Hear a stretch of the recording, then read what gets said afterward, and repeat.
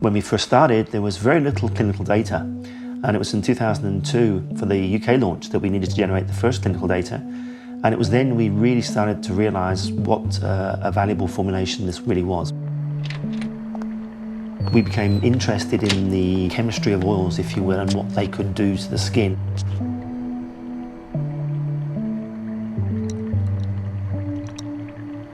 Because bio was so successful, we had time, energy and space to think about something differently. And we did that in a rather unusual way. We started off thinking about it in a wine farm in Franschhoek.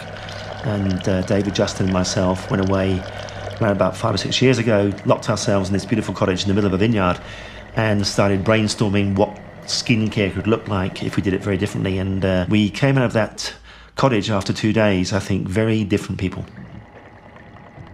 And then we started to realise that maybe, just maybe, what we could do is we could take oil or oils, a combination of oils, and make them work much harder than they've been doing in the past. And we started to evolve the concept of oil-based skincare.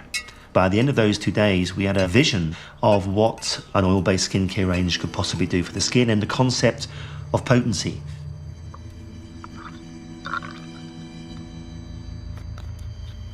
We needed information, knowledge and experience that I couldn't give.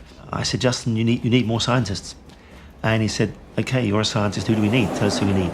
And I said, well, you need a guy called Professor Johan Wikkers. He's a delivery specialist. We're heading to Amsterdam, and the first one was Dr. Professor Johan Wikkers, this Dutch guy, who has been president of the Society of Cosmetic Scientists worldwide before, and very well respected for a Lifetime Achievement Award, very knowledgeable in the area of skincare, especially penetration of the skin, which has been his major focus over the years. I have the nickname of being a crazy scientist, and I think I am. I see structures in 53-dimensional spaces and things like that. Now, and for most people that's pretty weird. For me, it's pretty normal. So I love it to get complex data. You give me a whole pile of data, and I can extract things from there where most people only see numbers and blur. He's a real big cheese in the world of cosmetic science. But anyway, John Knowlton, old pal, recommended me as being the naturals guy. Then we were put onto a real serious character called Tony Dweck, greatest sense of humour, British guy. And we presented it all to him, and he was like, you could just see this sigh of relief. He was like, at last, someone is taking oil seriously. Oh, to die for. It's not a problem for me to be passionate about oils. They are just one part of nature's rich larder, if you like. And it is a larder. It's a beautiful larder. For me, a plant is a factory. A factory makes a wonderful wealth of very clever chemicals. Oh, God. You see, here we have the pharmaceutical codex. I am almost a kleptomaniac for data. I will beg, steal and borrow data. It's taken me 20 years to assemble these books, and some of them are priceless. We realized that we needed some more in-depth knowledge about how things work in the skin, and that's why we brought in Tony Rollins. So there was a trio, and now we're a quartet. Skin moisturisation Bibles, so I'm told. I've been working on skin research now for just over 25 years, predominantly focused on moisturisation. And everybody thinks that we understand how hydration works on skin, but we don't completely understand it. The biology of moisturisation is quite complex. Here you're working with probably the best people of the world. Tony Dweck is known as Mr. Natural in cosmetics. I'm known as Mr. Delivery in cosmetics. And Tony Rollins is known as Mr. Moisturization in cosmetics. So you've got all kind of experts there together. When we do meet once every 3 or 4 months in South Africa and discuss where we're going and what we're wanting to do, it's very, very exciting. Not just for us, but for them, because it's, I think they've worked in such a rigid corporate structure about how they're going to go about things and protocol about clinical results and how do you get there. And ours is more philosophical about, well, if the skin's made up of X, Y, Z, shouldn't we be replacing it with X, Y, Z? And then when you want 0.5% in there, then I just enter that, and then I say, okay, which formulation? Find me the 2 ingredients that best deliver this stuff.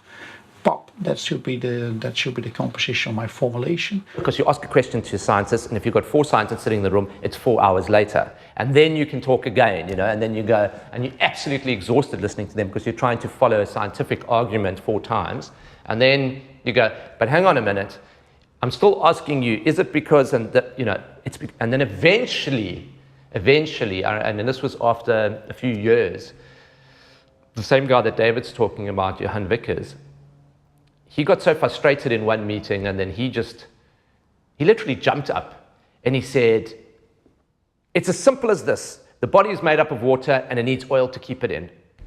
And that was it. That's when the penny dropped for me. That was the moment for me when I knew what the story was.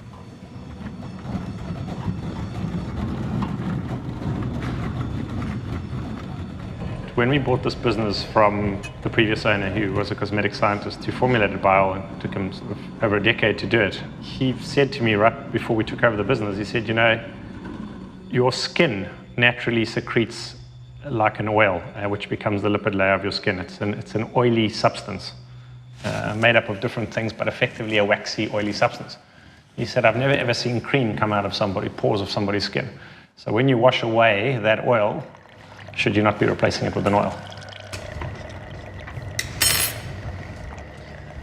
Water is probably the most important thing in the skin, because water makes things work or not work, but you cannot get water in the skin by applying water on the skin. The most dewatering, dehydrating chemical that we have is actually the hot shower. So water dehydrates skin. And how do I get water in? By bringing in an oil. And that's why oils are interesting. And it's down to potency. It's down to the fact that the water in a cosmetic cream or lotion has no activity. And cosmetic creams and lotions can contain up to 90% water. So why would you use that? Why wouldn't you just use the real thing? And that was the premise on which we based our concept development. And it's become a very interesting concept indeed.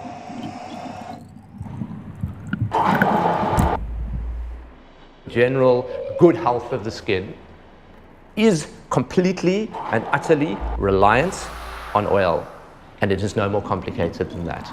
And that is what's going to change, and people are going to start to realize that. They've started to realize it already without knowing, because they buy bio oil for a scar or a stretch mark, but then they land up using it every day on their skin when they're no longer using it for a scar and a stretch mark. And that's the amazing thing, because their body knows. They don't even know. And they land up doing it because they know that their skin feels better by doing that. I don't think people, scientists around the world, marketing people around the world, have really given it any due diligence to see what could be done with oils. And we decided, and this is typical of Justin, if I can do something differently, I will.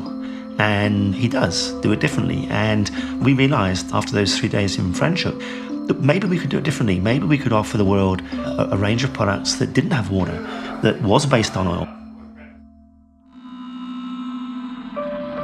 The advent of creams and lotions with water brought skincare to the masses, which is a good thing. But now no one remembers where it came from. The only way to change that is for those products that you use to start offering you a conduit back to the beginning.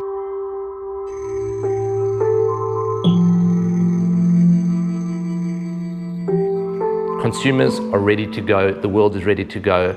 Oil-based skincare will be a large part of the skincare industry in the future.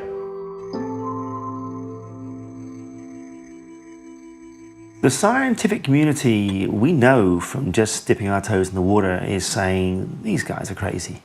They're not going to get it right. You can't have oil-based skincare. It's something which the consumer is never going to buy into. But they don't really have our vision. They don't really see what we see. So I guess they're going to be a bit surprised when this lot comes onto the market. And I'm going to be very glad they're surprised. And I'm going to be very glad when they find out it does work. Because as crazy as we may seem, we're not that crazy. And the scientific community, I think, is going to be turned on its head.